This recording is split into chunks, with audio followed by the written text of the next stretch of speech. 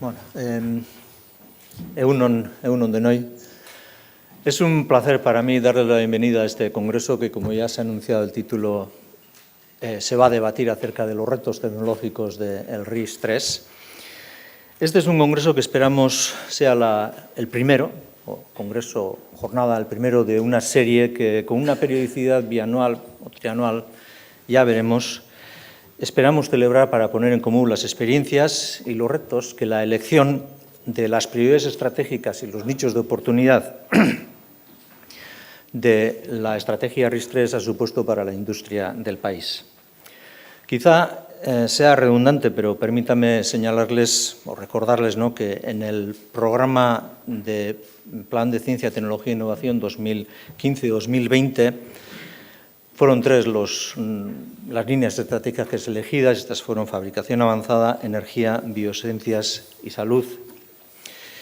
Y está claro ya, por tanto, que hemos pasado el ecuador temporal de dicho programa y creemos que este es ahora un buen momento para mirar atrás y enunciar qué retos tecnológicos hemos tenido que abordar y espero que solucionar y qué retos atisbamos para la segunda mitad del programa y para más allá, si puede ser, siendo conscientes de que hacer predicciones incluso para unos periodos de tiempo cortos no es solo osado, sino que posiblemente sea una de las mejores maneras de ponerse en evidencia.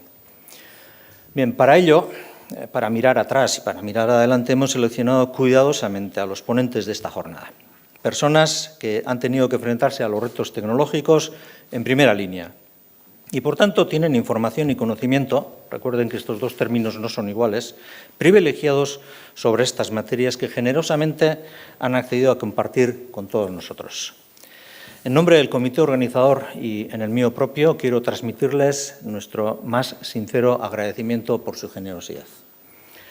Por mi parte, la Academia, por su parte, la Academia, y por la parte que me toca también, desea aportar, no suplantar, un recurso adicional representado por las instituciones gubernamentales y de educación al análisis de los retos tecnológicos a través de las fronteras entre las disciplinas y por encima de las fronteras entre las instituciones.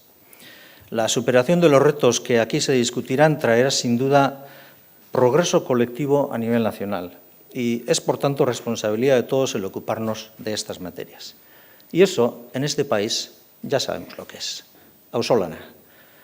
Este es el camino y el modo.